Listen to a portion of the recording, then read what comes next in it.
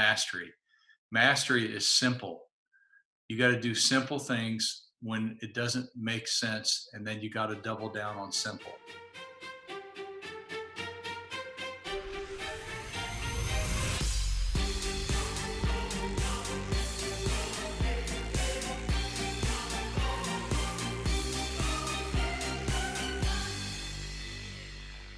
Episode 57 with Thom Shea. Simple is unbreakable.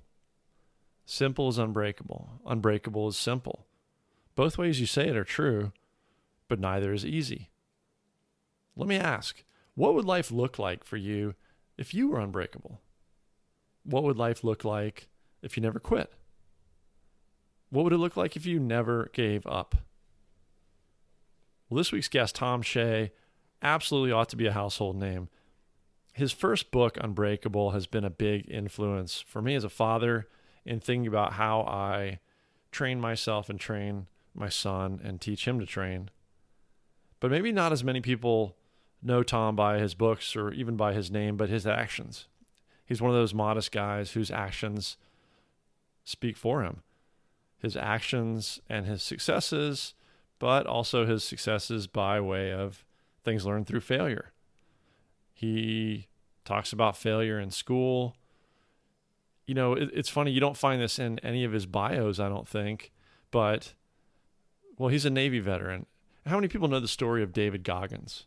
Right, Goggins has become a household name, and I think Goggins holds some kind of a record for something related to 3 times through the Navy SEAL BUDS program.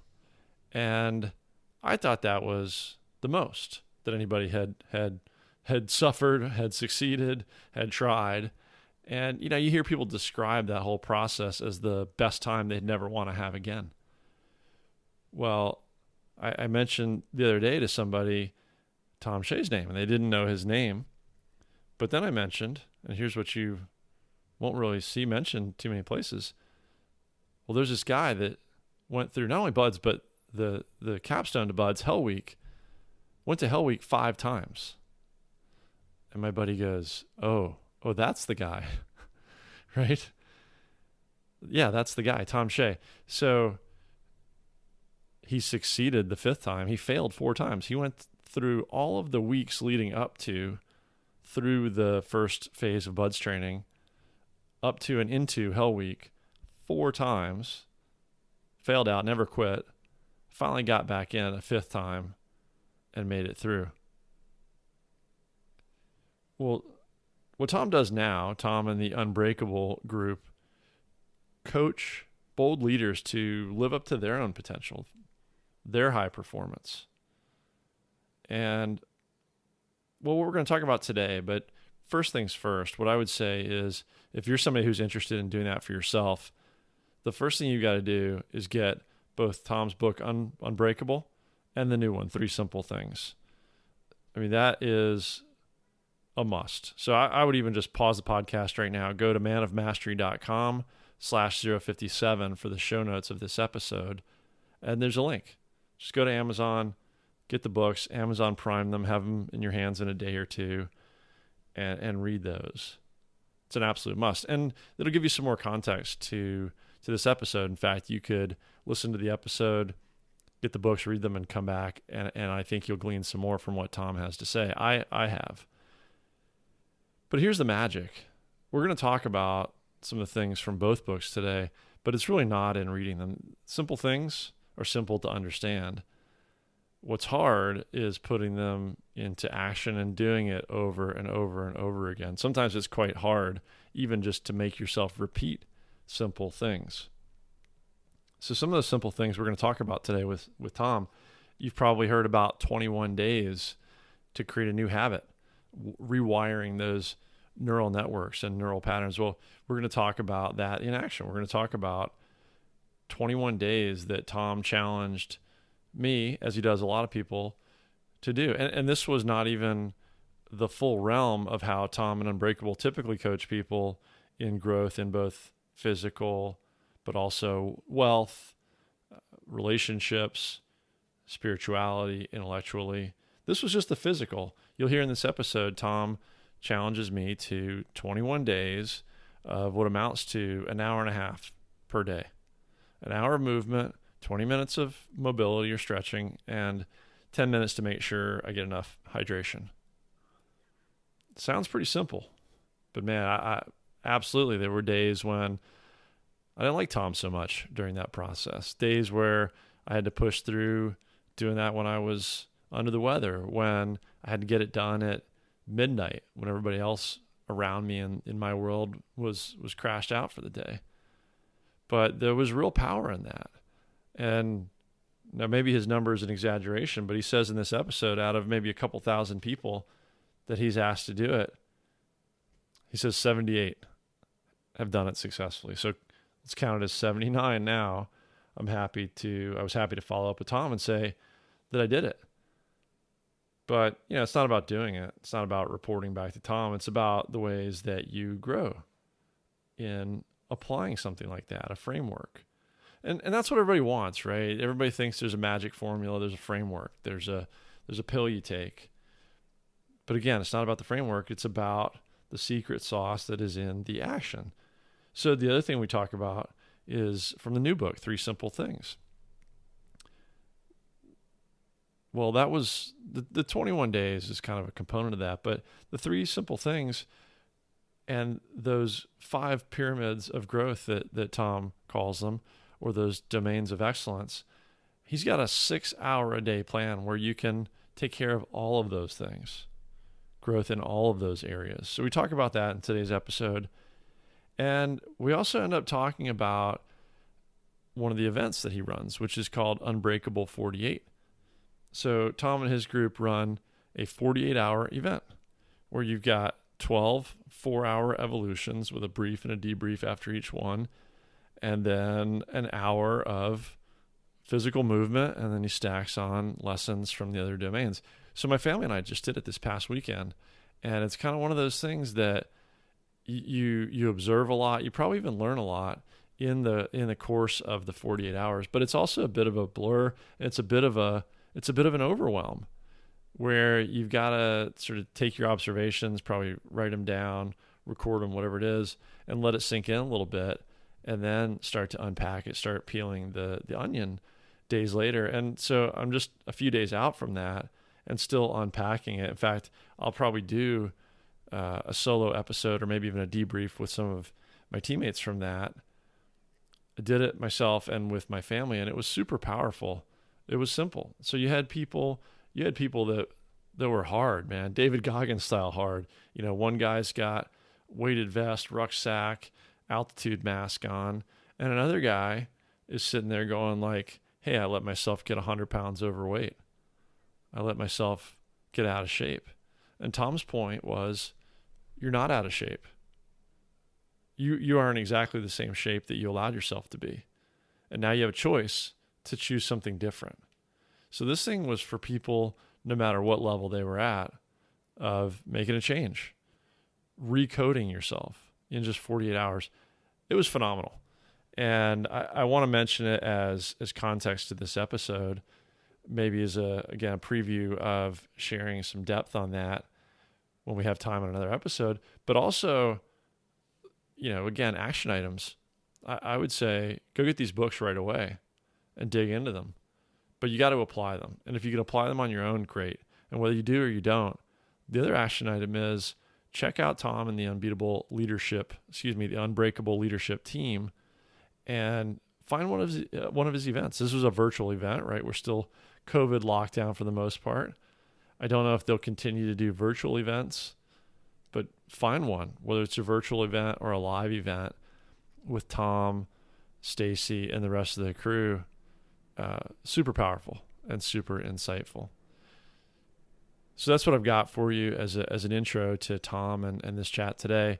I went a little long there, but I hope you'll forgive me. It's just exciting stuff and it's valuable stuff. And I want you to understand that it is not just something I'm talking to Thom about because he's got a new book out. It is truly something that has been a big impact for me. And I was very, very honored and happy to talk to Thom directly, share some of that and learn further from him. So without further delay, let's get right in with Thom, let him share with you directly, and on the backside of this, I'll give you those links again. But I'd love to hear from you and hear how this sits with you, if it resonates, if you put it into action, and if this works for you and your life in ways that have been as powerful as it has been for me and my family.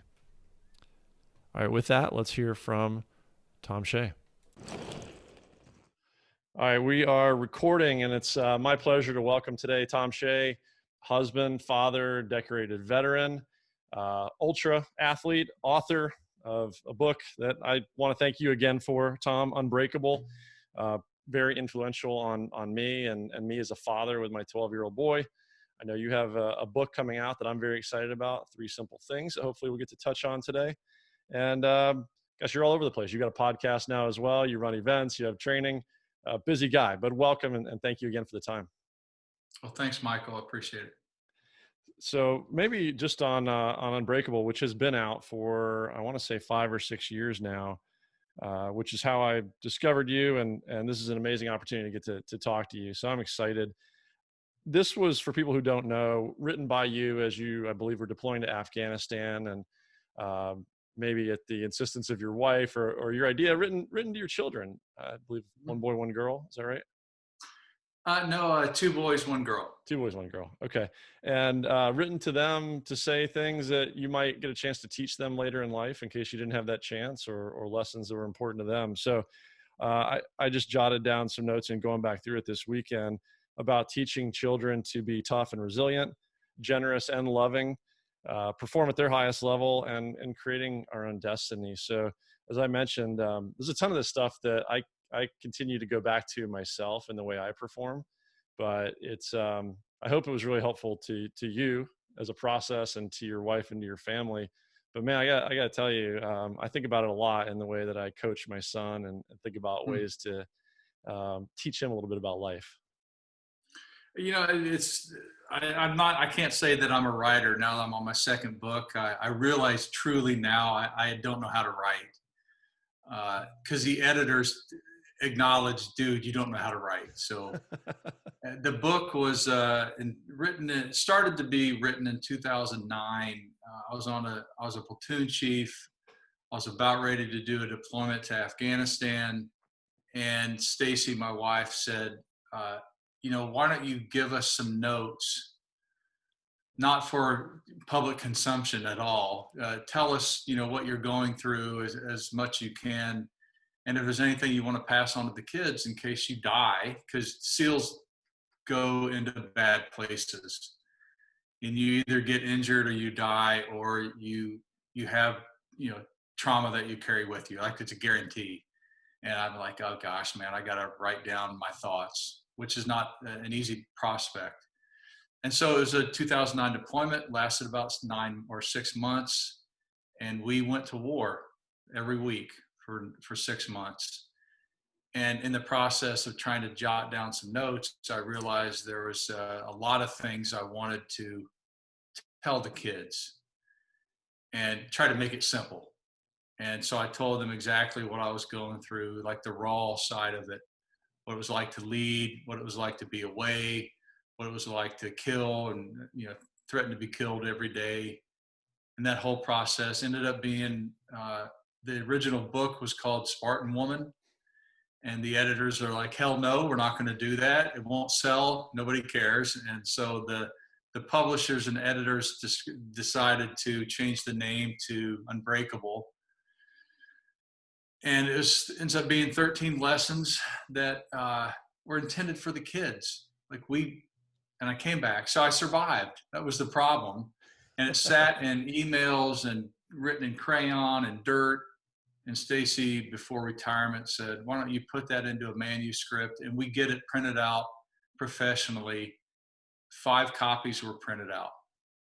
And she, without my clearance, said, why don't you put it on Amazon? And I'm like, hell no. I don't want to be in the public eye. So, and she put it on Amazon, and for some reason it struck a chord with men like you, or women that were doing their thing, and executives that wanted to learn how to deal with chaotic situations. And there's 13 beautiful lessons that are extremely difficult to learn, they're easy to learn and hard to accomplish. And I have made a living now out of teaching people those lessons at high levels. So I teach executives and professional athletes now, and I consult with some of the Fortune 500 companies on what I call the no bullshit side of human beings. And we're going to talk about it. So that, and I get really in depth about that in the training. And so what happened recently was I had to learn how to express it quickly, which led to I'm going to clearly write about the actual training that I've put 152 people through in the past 6 years, and write it into a manuscript. And the new book is called 3 Simple Things, and it comes out. It's out actually right now, but it's in the bookstores, even though that doesn't matter. It's in the bookstores on Memorial Day. Okay. All right. Fantastic. I know I see it out on Kindle, but God's honest truth, I'm a paper book guy, shelf of them behind me here. So I think I pre-ordered the paper. I don't know if that's possible. I think I did that, but really looking forward to that. Great to hear about Memorial Day weekend. And by the time we air this, it'll be shortly after that, the week leading up to Independence Day. And, people love frameworks. As you said, maybe simple is not the same thing as easy by any means, but whether it's 13 lessons or boiling it down into 3 lessons from what you've been teaching high level performers and executives. Just to give you an example, although I've had it for 5 years sitting here, right? And I say it's shaped to somehow I behave and somehow I train myself and some of what I do with my son. I'm not there yet. One of your consistency is something I think that you talk about, or you may call it something a little bit different. I know, there are people who say, look, motivation is bullshit. Discipline is the thing. And for me, I don't know, the only thing that makes sense about discipline is consistency. So to me, it's consistency of routine with some flexibility for adaptation. So right now, as I mentioned, I've got a 12-year-old son.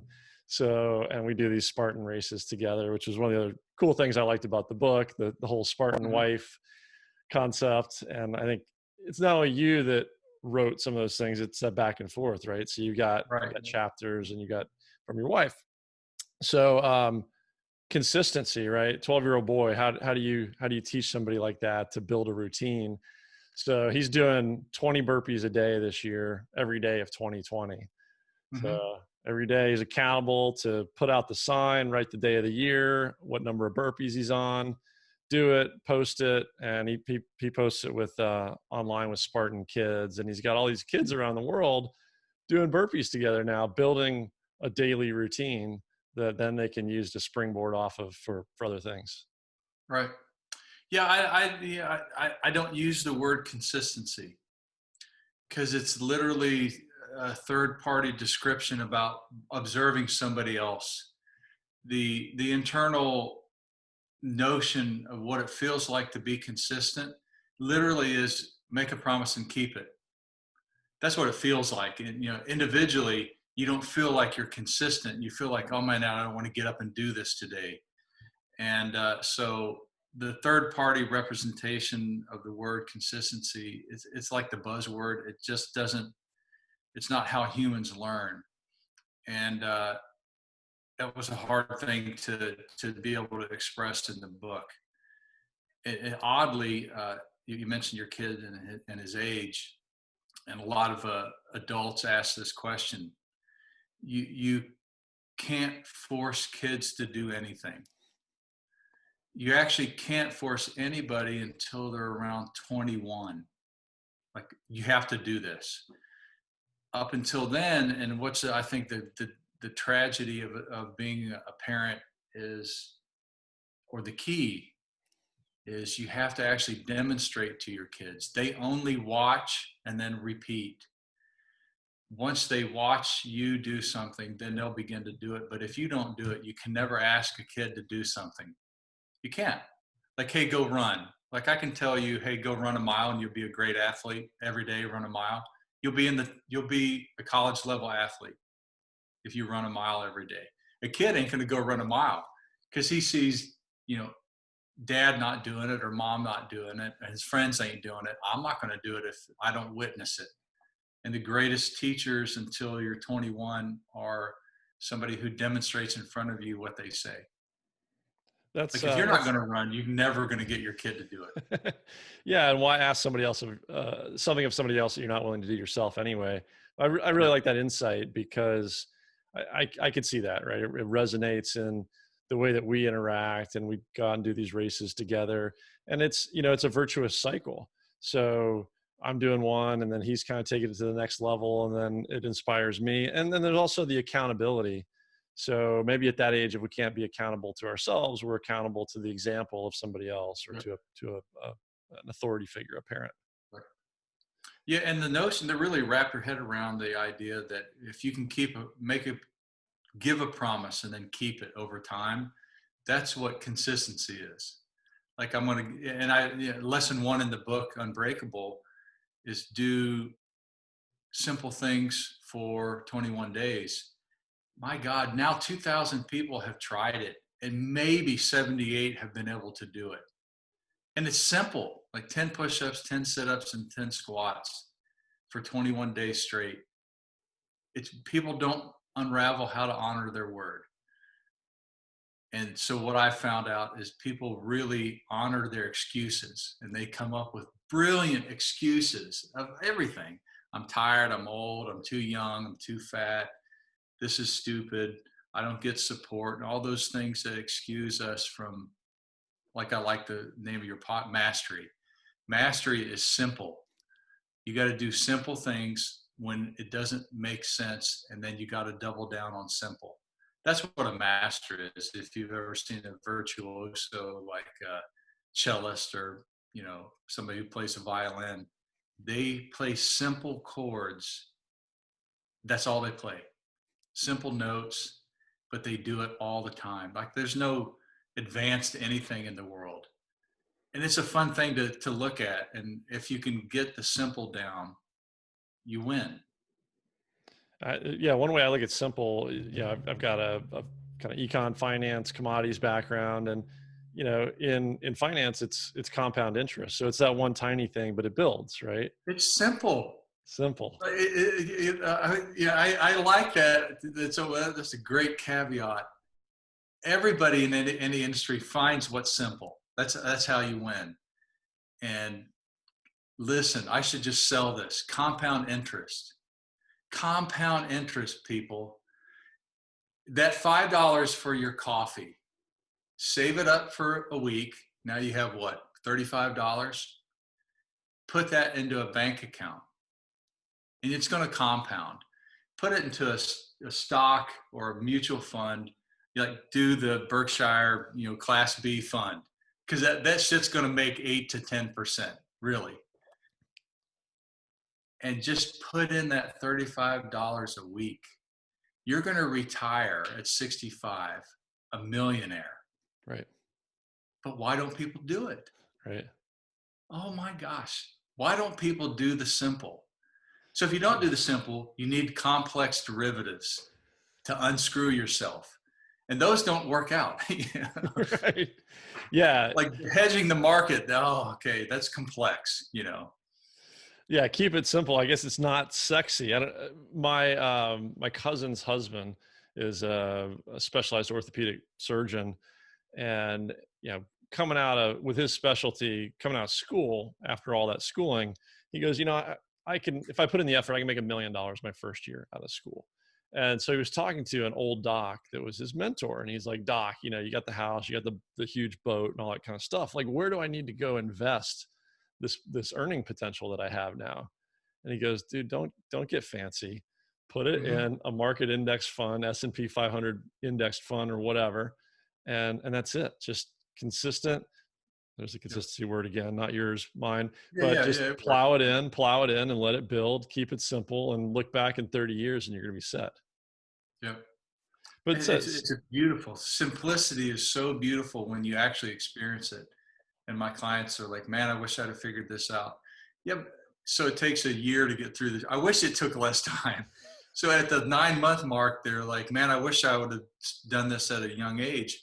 And my report back to them is, you've been fighting me for 9 months. And I'm just asking you to do simple things that you said you would do, but you don't do them. So all I do as a coach is get them to promise something and then hold them to it. It's not a complex problem. And it's been a beautiful way of looking at how to, be a master of something, is do simple things and then don't do anything else. But There's don't do a anything complex. It doesn't right. matter. There's and get really good at those simple things. Like I don't know if you ever come across a guy named Greg Amundsen. He's got some law enforcement background, Krav Maga black belt, CrossFit. Now he's gone off to the ministry, and he's combining his spirituality with CrossFit, and he brings this whole reference to biblical warriors back to the modern world. And he was telling this story about, I'll get the names and the karate stuff wrong, but this aged karate master who was in his final years, and he brought together all the teachers of the teachers, all the high level masters from around the world to meet with him one last time. And he just started demonstrating in this meeting the most simple first move that they all learned in day one of karate. And he's just doing this block, this simple block over and over and over and over again. And as he's doing it, he looks down at himself doing it, and he says, I think I'm finally starting to get it. Yeah. Right? Oh, exactly. Yep. Yeah. I had So, a next door neighbor in San Diego that was played in the symphony as the French horn, I guess. And he was like 82. And I was like, man, I hate the sound of it. And I eventually went to become friends with him. I'm like, man, you practice a lot. He goes, there's 2 notes that I cannot get. I'm like, how long have you been doing this? Since I was 12. You take whoever's listening to this, take that on board. This guy's still working on the simple stuff. And he said, I keep practicing, and every time I practice, it's different, and it's different every time. And I the masters only do simple.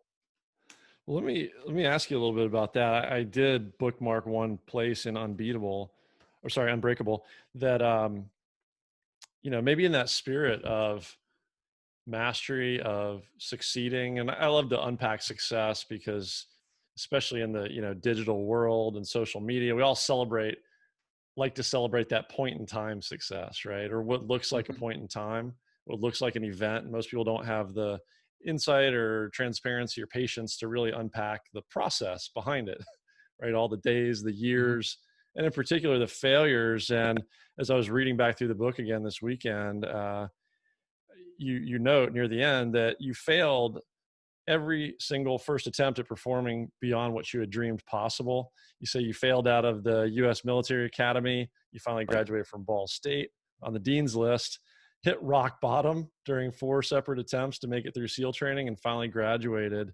And you go on into adventure racing and so on. So is that part of your coaching as well, or just maybe more generally, to your point of the guy who's been playing for 70 years, where does failure fit into the whole process? It actually fits in. So I created what I call a formula, and failure is part of the formula. I call them need statements. Like, you actually have to need to break apart and fail to learn anything. And failure by design, I would say, is the critical factor of success. You have to design failure, or pushing limits, if you want to call it that. Until you do that, you'll achieve something, and you'll get stuck on that plateau forever. Because on that plateau, everything has to fit. And when you push a limit or fail, you'll figure out every weakness that you have, and then you enhance your weakness, and then you'll get at another level, and then you go to another level. And until you really embrace limits or failures, you're stuffed.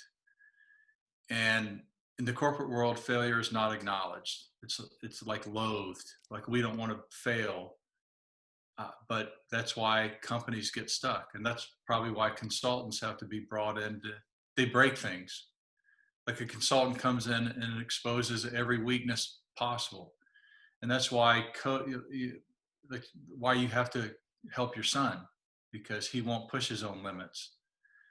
And like even on your own, you can't get anywhere without somebody exposing your limit for you, because you won't acknowledge it. You're like, I'm going to go out and have a fun run today. Okay. And then you're going to do it on Tuesday, and then you're going to do it on Wednesday, and you're never going to go a little bit harder. And without a coach, you get stuffed into that place called easy or comfort. And so comfort is the antithesis of success.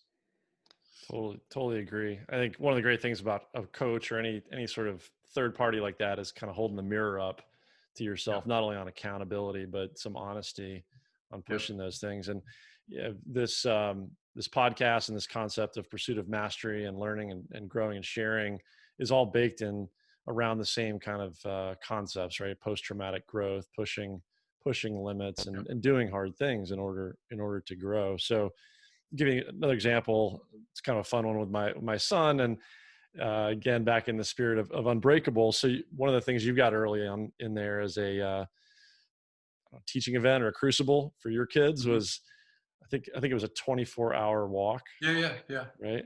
So we're all in COVID lockdown now as we record this. We're still locked down out here in San Diego.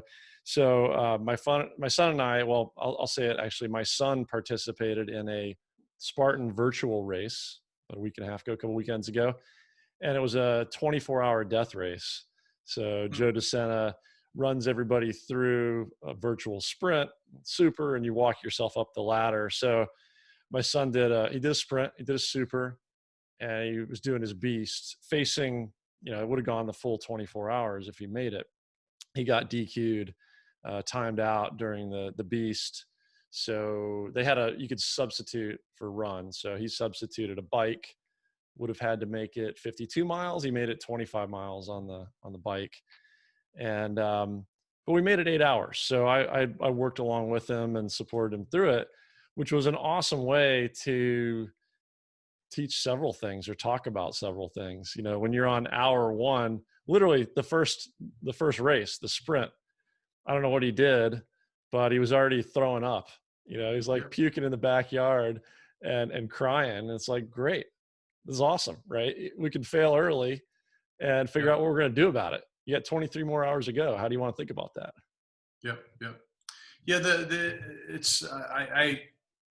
I wish that the media or TV or professional sports, even though you have to declare a winner somewhere. The greatness is not in coming in first place. That's where the money comes from. That's one aspect of it, but falling apart and getting back up, that's the key. And it's hard to acknowledge that at any age. But so you didn't get 24 hours. How far did you get? 8. Okay. What happened that made 8 possible? What would it take to get to 9? What would it take to get to, 20? Well, I can't get to 24. So that unraveling in your head is what happens to everybody. I can't complete it. Well, I'm not good enough, so I'm going to stop. And that's human life. Everybody gets caught into that churn of I can't do it, so I'm not going to start. I can't compete for the top 10 slots, therefore I'm not going to try harder. And that's a miserable existence. And I've won a couple things when I was young, but the winning was less important. I won, but I could not repeat it. I didn't know why I won. Maybe it was because everybody else sucked. I have no idea. But it's like most people don't learn from winning. They get paid to win, but they can't go back and go, I won because that happened. But when you lose, you're like, I lost because I either gave up, I dropped the ball, I went out too hard, which is it's a youth phenomenon, going out too hard. And which is, we were talking offline earlier, the greatest thing is, if you want to learn about yourself and about real mastery, do an ultra run, something that takes more than 24 hours, and then watch initially the masters. They go out slow and they don't even care what's going on. They're like, wow, this guy's slow. Some of the couple of top people go out hard, but they never tap themselves. They never do anything wrong. They eat and drink and rest and stretch and take salts, like on rhythm. They never break the rhythm, and they don't care who's in front. They don't care who's behind. And the youth go out really hard. Yeah, made it to the first checkpoint before the top runner in the world. And the runner didn't even know, the top runner didn't even care. And then, the people who go out early are laying on the side of the trail, dying. And the top runners go by, not even breaking sweat. Go up, see at the finish line. And it's a fun phenomenon to see that. And, we're talking also, the great investors, they invest small. And everybody's like, well, should I put everything into it? And they say no, but they do it anyway. And they're like, well, okay, in 2 years, you'll have nothing because you've moved the money around so many times that it didn't get a chance to grow.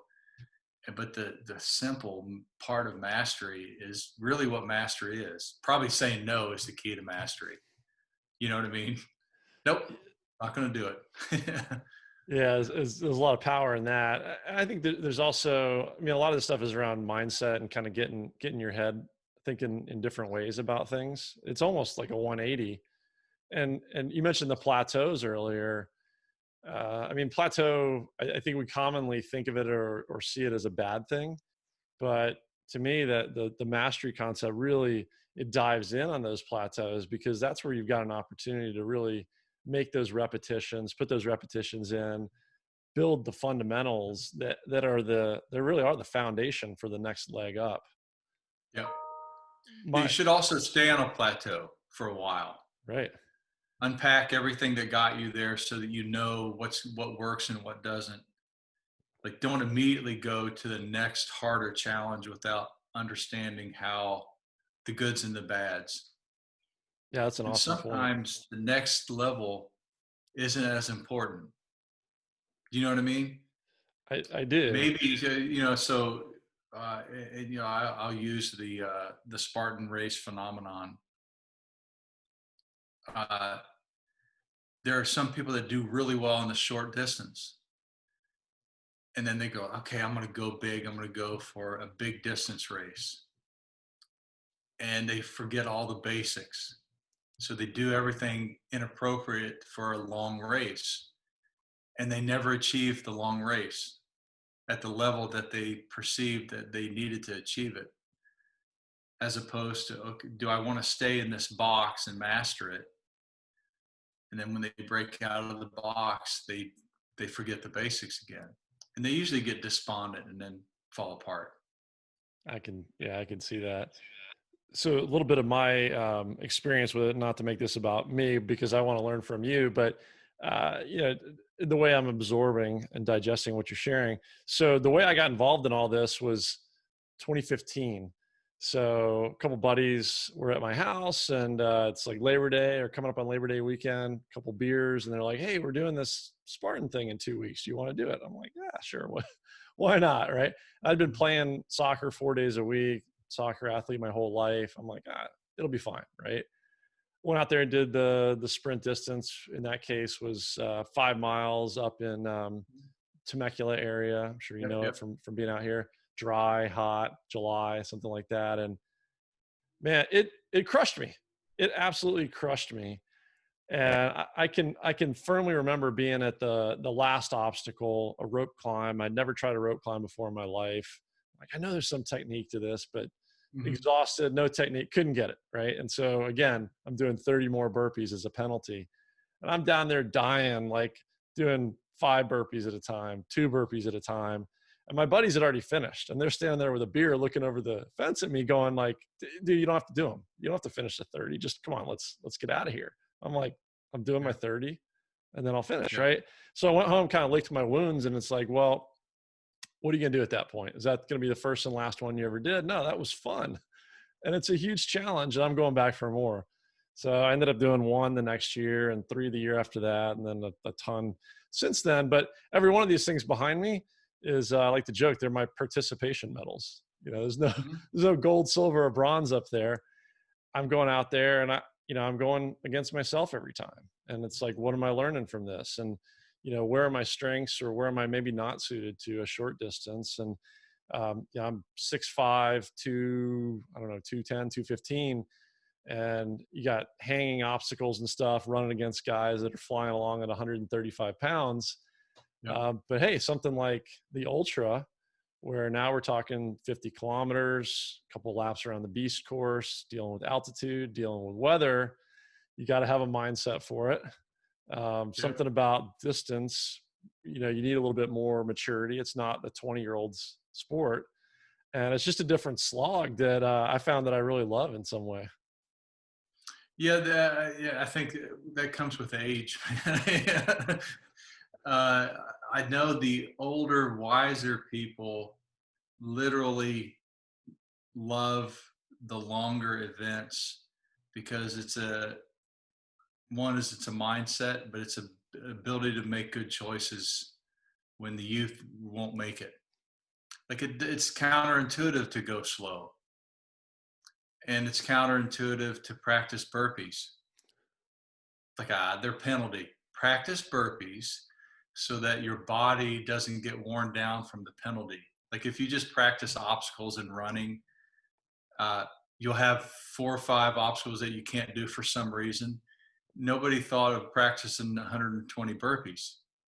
So you're spent and you can't then get to the technique or anything. So I have a couple clients that do Spartan races. I'm like, good. So what you're going to do for 21 days is 1,000 burpees a day. Well, what about the other stuff? Doesn't matter. Handle that. So if you know going into it, you can do a burpee and it's not a mental challenge, then it's now strategy and tactics. But gosh, they're like, you're right. So by the time I got to the burpees, it was no event at all. It's like, oh, okay, burpees, bang, bang, bang. And nobody thinks to do the spear throw. Yeah, go out and do the spear throw. Right. It's a big time solver.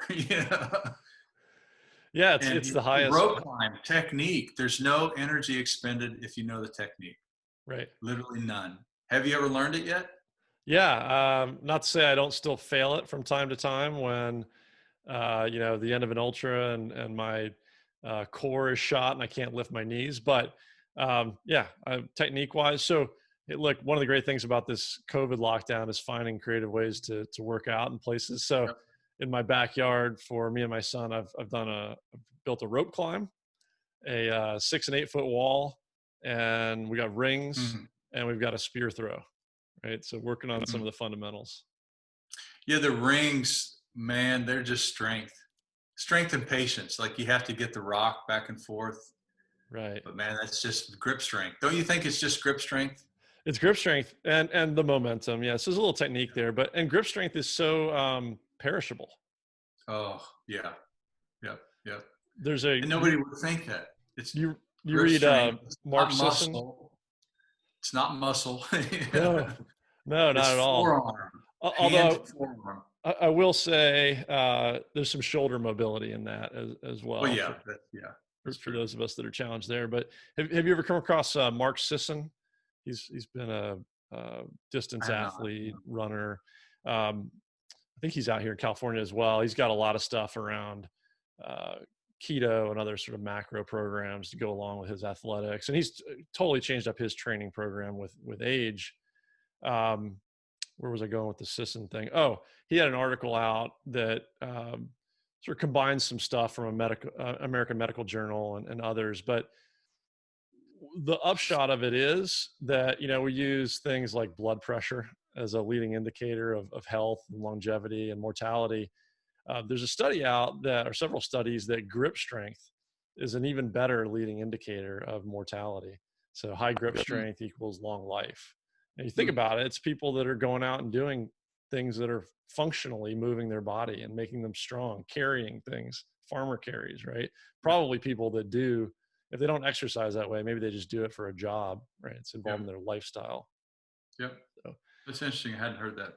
yeah, grip strength for sure.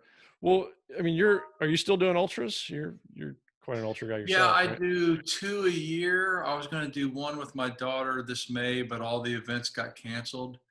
So 3 weekends ago, we did a 48-hour uh, just impromptu thing with the whole family. So my son is 13, my middle boy's 19, and my daughter's home from West Point doing West Point here at home. Like I wish I could have done it that way. And so she's 21, 22. And I said, all right, every 4 hours on the hour, we're going to do a 1 mile run, stretch for 20 minutes, and then make sure we drink 1 glass that hour at the 4 hour mark. So we every hour or every 4 hours for 48 hours, we ran 4 miles as a family. And so that ended up being our ultra, event. And it felt the same. It didn't feel physically the same, but mentally, the second night, oh God, I got to get up and I can't do it anymore. And it was fun. But I do, with the more business that I pick up, it's harder to actually train effectively for a 100-miler because putting in 100 miles a week is a time sucking thing. So I do at least 250s a year. Nice.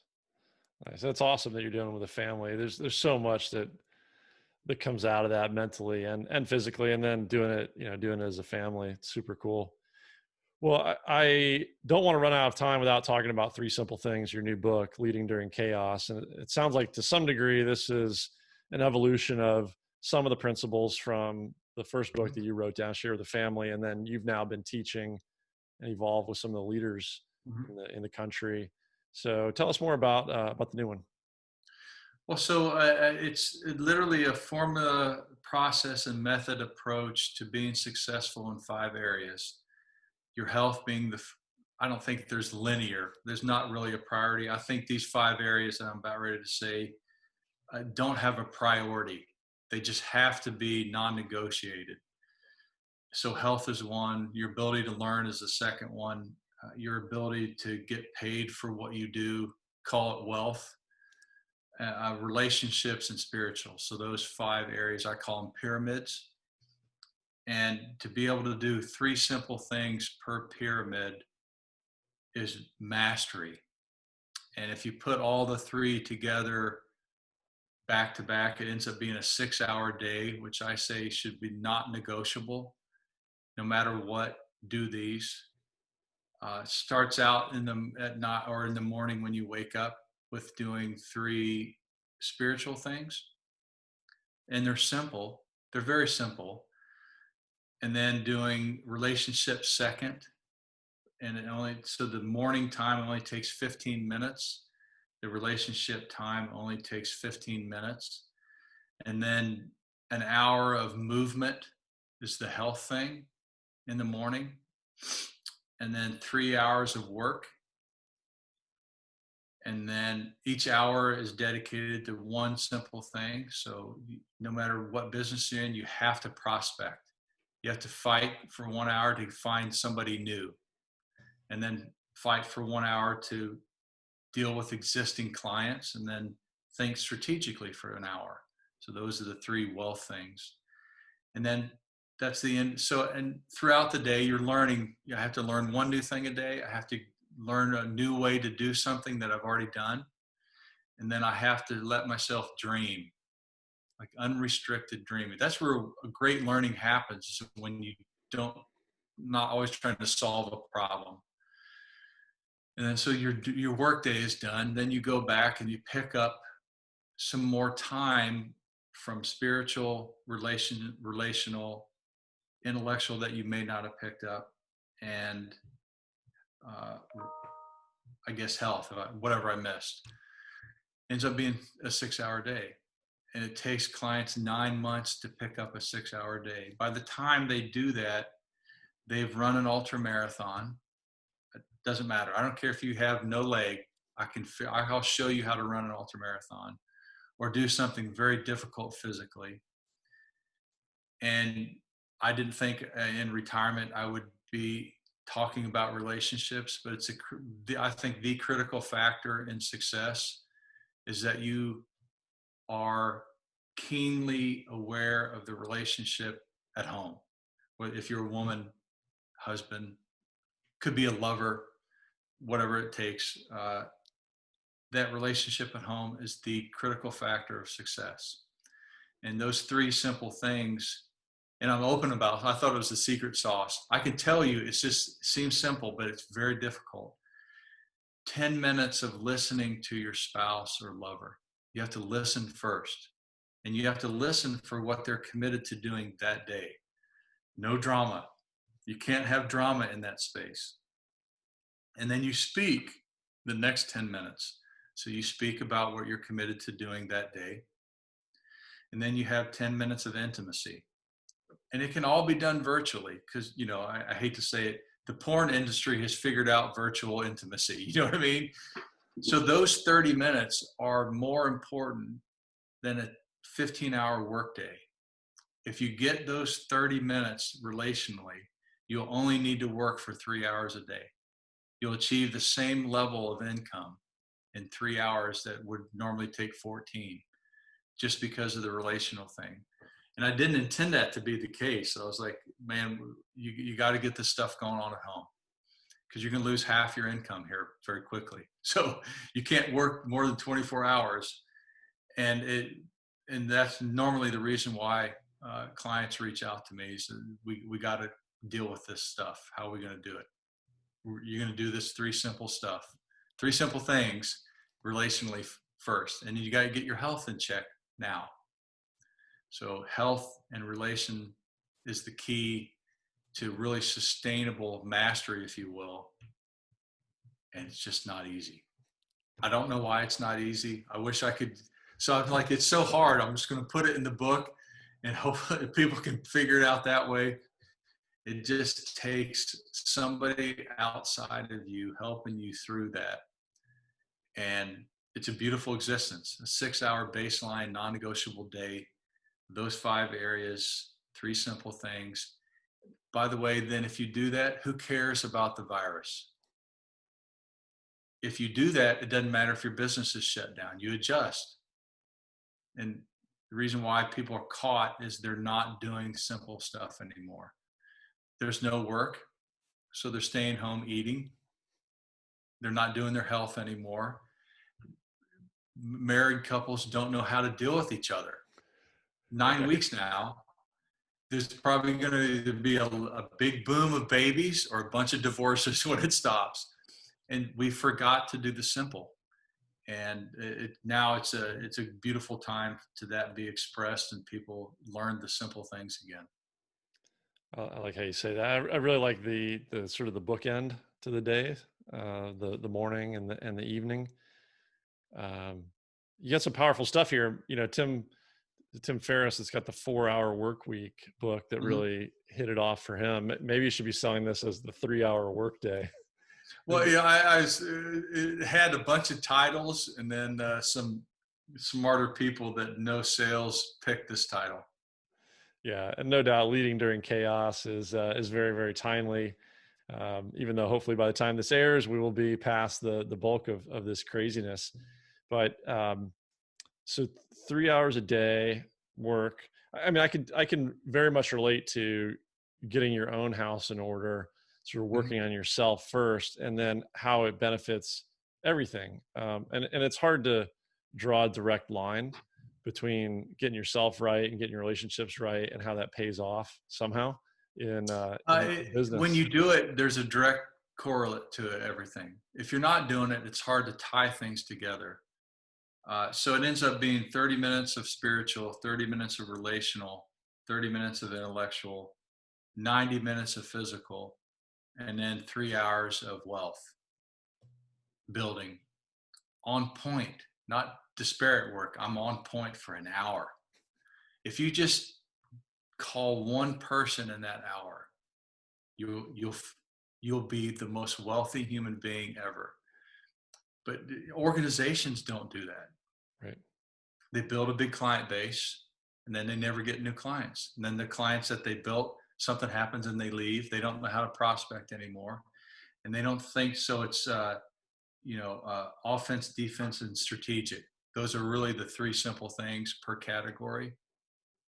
The health is the funnest one. An hour of movement. If you're a swimmer, swim for an hour. If you're a biker, bike. If you're a obstacle course racer, do something that helps you for an hour, run an obstacle course. And then stretch for 20 minutes. The missing commodity of health, stretch. People don't do it. They overtax their body. And then the strategic thing of health is actually hydration. If you don't drink 10 glasses of water a day, you're not going to be a good athlete. Not. So don't forego that one for anything. And people, so they work out too much, they don't hydrate well, and they don't stretch. So there's one of the things they do, or they don't drink and they do the other two. And you see that play out. So I'm like, these are not negotiable. And like whoever's watching or listening, try to do 90 minutes a day for 21 days. Completely And if you agree. do it, I the know. athlete that you are at the end of 21 is incredible. It's incredible. All right. I'm in. I'll email you 21 days from now. Yeah, I mean, I can totally relate. So I know a lot of us are chronically dehydrated, and on the mobility thing, I think again, this may be sort of if you're not taught right about how important it is as part of the fitness regime and performance as an athlete and just as a human physical being, we kind of learn by default when we get older because stuff starts to rack up. Yep. So being out here in San Diego, couple names you may know. So recently got to do a mobility session with a guy named Mark Crampton. Mm-hmm. And it's stuff he learned from Joe Hippenstein. Mm-hmm. And so I'm working on that shoulder mobility stuff now. I've had back problems and back surgery in my past a long time ago. And it's no joke, man. I mean, putting in, and it's a time commitment there. So, that routine is 20, 30 minutes of stretching at the end mm-hmm. of a workout. But it's amazing. I don't know that I've got metrics on how I subsequently perform, but qualitatively, I can tell you my recovery has been amazing. Mm-hmm. And it's simple. It's like you don't need a 5-hour yoga session. Unless you're competing. So imagine what I just said, those 3-hour things, be a baseline. Achieve the baseline before you overbear something. So don't forego the 1-hour movement for 15 hours of movement and no stretching. So you have to do the 3-hour baseline. And then, if you're going to run an ultra marathon, you can't get enough miles and education and like ontological education by just doing 1 hour. You need more. But if you just get the hour, it's much easier to get a 3-hour, run in.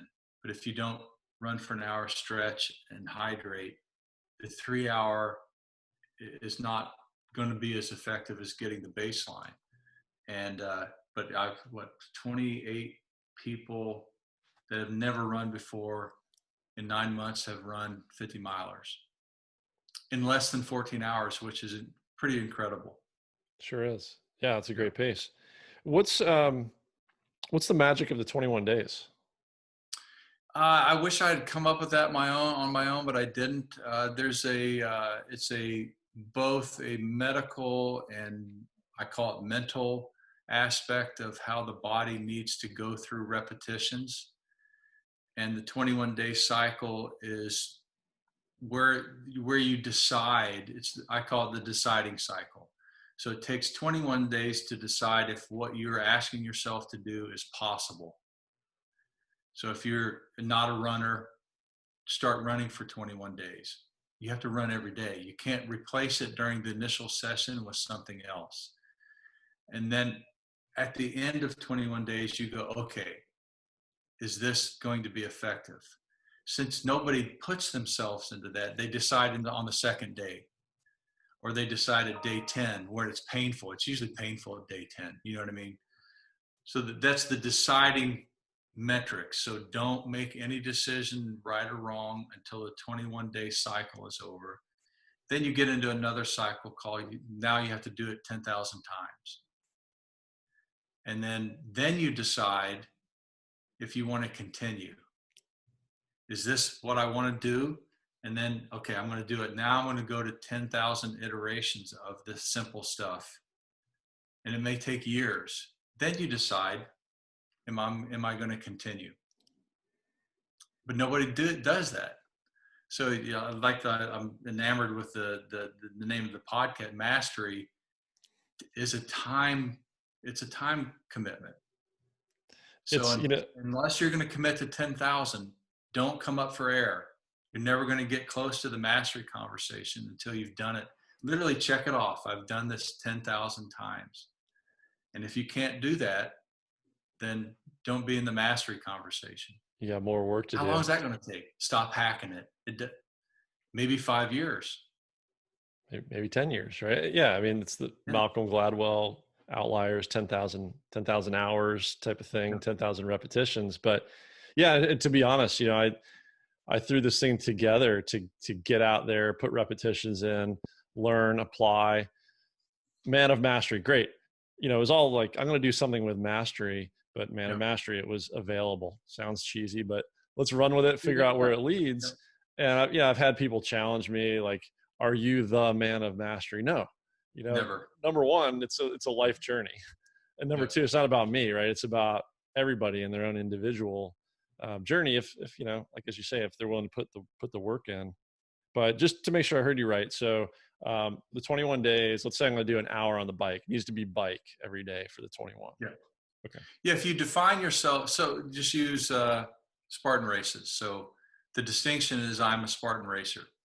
So what do Spartan racers do? They do obstacle courses. So then you have to go, okay, now my 1 hour derivative is I have to do a Spartan style workout. Obviously it could change every day. It doesn't have to be exact one. If you want to go more basic, you know, I'm a biker. Bikers have to bike.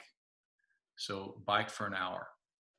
Doesn't have to have a pace, because some days you're going to not do well. And some days you're going to do about as easy. So do it for an hour a day for 21 days. And if you're not an athlete, move. If you have a wheelchair, okay, wheelchair. You're going to move in your wheelchair for an hour, or anything relative to what the distinction that you think that you want to get into. Runners run, bikers bike, swimmers swim. If you swam for an hour a day for 21 days, it doesn't matter who you were before. You are now a swimmer. Like, your body has now defined itself physiologically as a swimmer. That's the first adaptation. Okay, I'm on it. I like this. I mean, the other thing I do, and I get the point about keeping it simple. So let me just test this with you. But I also, you know, I love compounding things. So when it comes to like the stretching, for example, and like with Joe Hip and some others, you hold a stretch for 2 minutes minimum, each stretch. And then you got the minute of relaxed recovery. So there's a time commitment there. And a lot of us now we're running at such a crazy pace mentally that just doing nothing or doing the same thing that feels like nothing for 2 minutes is kind of tough, right? Just to settle your head down. So I try to take that stretching component, for example, and not only get the stretch in, but use it as a time to breathe, you know, work on breathing exercises, or maybe something in terms of mindfulness or something else to kind of try to quiet the mind, you know, a bit of a stretching meditation, if you will. Is that fair game, or am I trying to push it past the obvious? Yeah, it's not necessarily adding layers of complexity to it. When you go back to the original, you know, primary movement, okay, simply, I'm going to move, I'm going to jog, I'm going to walk for an hour. You're going to have to layer things on that. You know what I'm saying? Okay, man, I want to walk on a treadmill. Now I have to watch TV because my brain can't pay attention. So you you put on layers of attention span, breathing, and and what you mentioned, the stretching derivative. You can't stretch anything less than 2 minutes because it doesn't stretch. Like the Golgi tendon organ, which is an apparatus on the right between the tendon and the muscle, that thing won't let go until maybe the 70-second mark. It doesn't let go until it gets to 70 seconds. So until you're there, it's not going to release the muscle tissue. So you have to get there. So breathing helps, tightening it and contracting it, contract and release during the stretch. It's not that it's complex, but give yourself an opportunity for 20 minutes of dealing with lengthening and mobility. And Awesome. the more you look into it, the more it gets complex. So I say it's basic. You're going to do something for 20 minutes, but stretching is a very complex system. Don't stretch your hamstrings until you get your lower back. Yeah. Again, they seem simple, but you start digging into it. There's a lot going on there. And again, I apologize if I missed this, but to get the full time in, it's an hour of the movement. It's the 10 cups of water, 30 minutes of stretching, and then is that repeated twice a day? It's an hour morning, an hour evening? So a lot of people can't commit to the whole 90 minutes at one tranche. The major movement has to happen in the morning. Got it. Like, don't try to stretch in the morning because you're not going to get any relative value from it.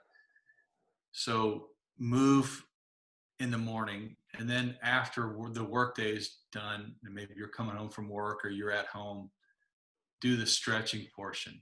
You may, however, put 10 minutes of stretching after there, but you have to say 60 minutes of movement, 20 minutes total of stretching by the time you go to bed. And did I achieve 10 glasses of water? Don't do all 10 glasses that morning. So they're more check-offs than anything. I have to find a way to get 90 minutes of this stuff in throughout the day. I like blocking them off because that's just me. You don't have to. Maybe you run for 20 minutes. Maybe you do 20 minutes of bike, and maybe you do 20 minutes of sit-ups. If that's what it takes to be a runner, that's my primary movement. You know what I'm saying? Right. And again, can't go wrong with burpees, right? Yeah. And if everything falls apart, do burpees. As a last default.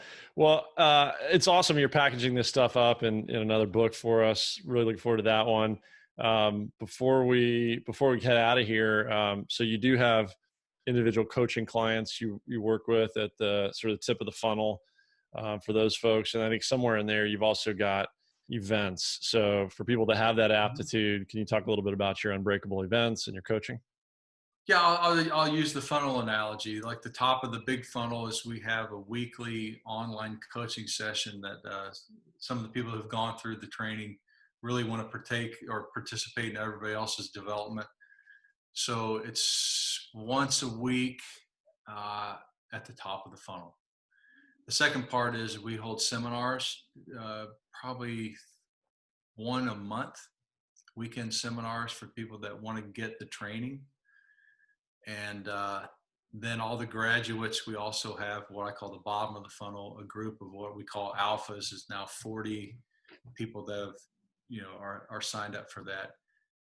They're committed to mentoring each other and growing in those 5 areas of their own life, and then helping educate other people at a higher level. And we do events. So one event that we do is a 24-hour event. It's going to be this September, I think 11th.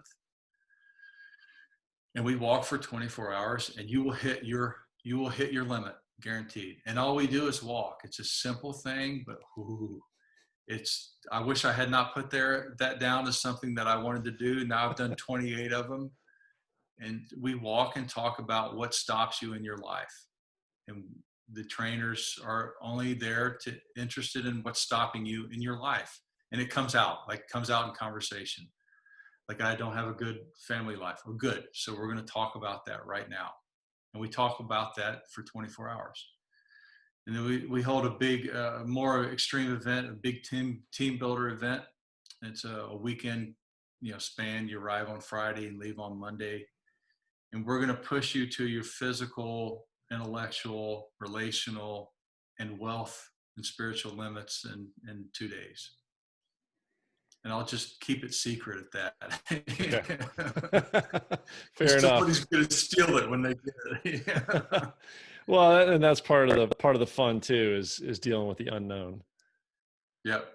Right. And it's a beautiful program. Part of it is what I designed, and other smart people have added their value to it, and it's busy. Nice. And all this, is it all out on the East Coast? I think you're in South Carolina. We do the trainings all over the United States. Okay. Lubbock, Dallas. We're going to do one in Montana, which, dude, I'll do it there anytime you want. And but they're all over the United States. Unbreakableleadership.com is where you can find it. Great. And but the book spells it out. 3 simple things leading during chaos. You pick it up anywhere, and it spells out in detail what I think is detail, but I haven't read the damn thing, but it's a linear progression formula that when you use it, and if and when you use it, you will achieve levels of mastery that you didn't think you could. Sounds amazing. It'd be really interesting to get statistics, if you could, on how many people buy the book and don't even finish reading the book. Can you even do the simple thing of reading about the simple things? 300 people were signed up, and only 20 people did the lessons. Oh my gosh. So like the 13 lessons from the book are on an online training platform, and very few people do them. Yeah. The ones that do it's transformative. I'm like, why would you pay for something and not do it?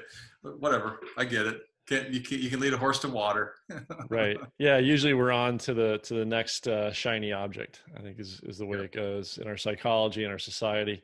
Hey, I did want to leave, I'm going to get links to all this up in the show notes for this one, to your website, to your podcast, to the book and the events. So we'll get all that out there in your social media. One book I made a note of earlier that I wanted to throw your way, if it's interesting, because you mentioned the concept of, to paraphrase, sort of solving problems when we're not trying so hard to solve problems, like letting our brain sort of work for us when we're relaxed. It is, I just ordered, I think it's called A More Beautiful Question, something along those lines. And it's about not needing to have the answers framed up to go out and do things. It's the power in creating the question and then taking that out to the world, whether it's letting yourself figure it out when you're on a run, or maybe even posing it to others. So as a leader, not necessarily needing to have all the answers, but putting a question out to the family, to work, in a way that, sometimes a statement can get a defensive reaction, whereas a question engages people in helping solve the problem together. So a really interesting concept. Yeah, that's an interesting thing. So the formula is based on questions that you have to answer. The worst question to ever pose, what do you think it is? The worst question? Worst in what way? Well, the worst question to ask somebody starts with why. Why are we here? Why? And why anything? Yeah. Yeah, why? If you pose somebody that question, you're going to put them in a downward spiral. Why are we running? Why am I doing this Spartan? You're stuffed. You're not going to come up with the answer. So a couple of my partners and I, about 7 years ago, decided to find the answer to why. Here it is. Because you said so. That's the only answer. Why am I doing this? Why did you steal that? Because I said I would. And that's the only answer that you should ever answer. Otherwise, you're going to get caught in an emotional downward spiral and your performance goes down. Why did I marry her? Because I said I would. Okay, good. Because I love her. Well, that's Monday. So what happens on Tuesday? Why am I here? So, and there's books now, like I hate to say, like the Simon Sinek's, you got to know your why. No, you don't, because it changes every day. So who cares? You got to know who you are and what you're up to. Those two are the ask what's going on here? Who is involved in it? So those questions are who wants to commit to this? And where is this going?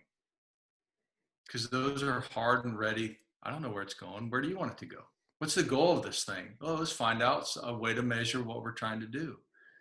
But the why question is brutal. It's a Yeah, terrible question to get involved in. those other questions are actionable, but yeah, that's an interesting point on why, and it does bring it back to, I think, your fundamental premise of promising to Yeah. yourself or to whoever it might be, which is part of this follow through. Yep. Yep. Yeah. If you are asking why, it's because you're losing your level of commitment. Because why do I have to do another burpee? And you'll talk yourself out of it. I don't have to do this. I'm out. Right. I've already done it. I can see the finish line. I'm never going to be first. As opposed to, I said I would do it. So I'm going to do burpees. Doesn't make any sense, but I'm going to do burpees. I'm going to jump over this dumb lit log at the end. You know what I mean? Oh, boy, why do we have to go in the water? Because it's part of the program. Right. You said you would do it. So get in the water, put your head under, go under the thing, jump over the fire flame or whatever it is. Right. Stupid shit. People can't unravel that because they ask why too much. Yeah, I think the downward mindset spiral there too is it ends up focusing maybe exclusively on things that are beyond our control or our Yeah. ability to change. And so then Or what's the the point? answer doesn't even matter. So why? It doesn't matter. Right. Yeah. Because God doesn't like me. Okay. I'm still here. I'm getting rained on. Why am I here? Okay. Who cares? Like, really, who cares about why? Why Right. are we here? I had to ask that, because why, when you're in combat, is legit. Because why are we doing this? I'm never around my family. I could die. You know why? Because you said you would do it. And it dissolves everything right there.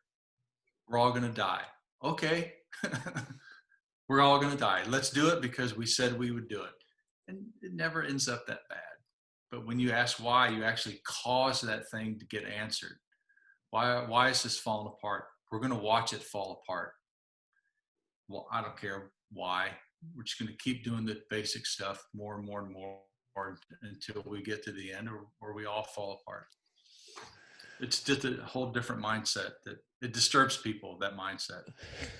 I mean, it goes right back to keeping it simple and compounding the Yep. results, compounding the interest. Well, Thom, I know we're running over a little bit here. I really appreciate you taking the extra time. And I'll wrap it up by saying, you're in the spirit of business and doing those three things that you mentioned each day. And one of those being, go out and make a phone call to somebody and figure out, advancing your business, to say it a little bit differently. Again, this book was your first book, Unbreakable. Been a big influence on me. Since I started this podcast more than a year ago, yours is one of the first names that I wrote down. And for a long, long time, I've talked myself out of reasons to reach out and talk about talking to you. And there was a day, not too long ago, where I just said, well, what am I doing this morning that's important? And I remember having two things on there. I don't remember what the other one was, but the first one was reach out to Mr. Shea and see if we can have a conversation. So, there's beauty in action, and you never know where it's going to lead you. And I really appreciate your time and your insight and sharing your experience. I appreciate the authenticity of you sharing that you actually read the book, because, authors never get a lot of reflection from it. And even when you speak in front of groups that invite you to come, you never get any feedback. And as a businessman and a father, getting the feedback from it made an impact on you in whatever way that it did. It actually makes a big difference. Well, thank you for taking the feedback. I mean, again, in the spirit of keeping it simple, I just think it's a little bit silly. I had somebody send me a book for another interview and then sort of had a similar comment, like, thank you for reading it. Most people don't. I'm like, well, you sent Yeah, it to me. Why wouldn't I read it? It's just yeah, that simple. But yeah. in this, It's weird. It's a weird phenomenon. it is weird. But in this case, yeah, amazing book. And it meant so much to me. And I still take things away from it. So I really appreciate that, and really looking forward to the first one. And look, I look forward to shooting you an email in 21 or 22 days and let you know how it goes. Yep. Let me know. Thank you. Thank you so much, Thom. Bye. Appreciate you joining us. All right, super cool guy. Thom Shea, I really appreciate, again, that he came on. Cool guy, except when you're like 36 hours into the Unbreakable 48, or you're like 20 days into the 21 days. There are definitely some times when you're dragging Tom's name through the mud, and I'm sure he knows that and doesn't mind whatsoever. But great process, great framework he's got, and the team there are awesome. So again, I would encourage, first things first, if you like this one, go get the book, both books, but especially the new one, 3 Simple Things. Pick up Unbreakable as well. You can find those just about anywhere. If you need the links for them, hit the show notes, manofmastery.com/057. This is the perfect gift to yourself for this July 4th Independence Day holiday weekend. You got a 3-day weekend, most of you, and here's some time to catch up on a couple books, get them in your hands, get them under your hood, and then put them into action. So, or break them down, right? Read a chapter and then go do it. Let me know if you got questions. Let me know how it goes for you, or reach out to Thom, the Unbreakable group. And as I mentioned on the intro, you got to find one of their events. It's a must. All right, we'll see you next time. Thanks again for tuning in.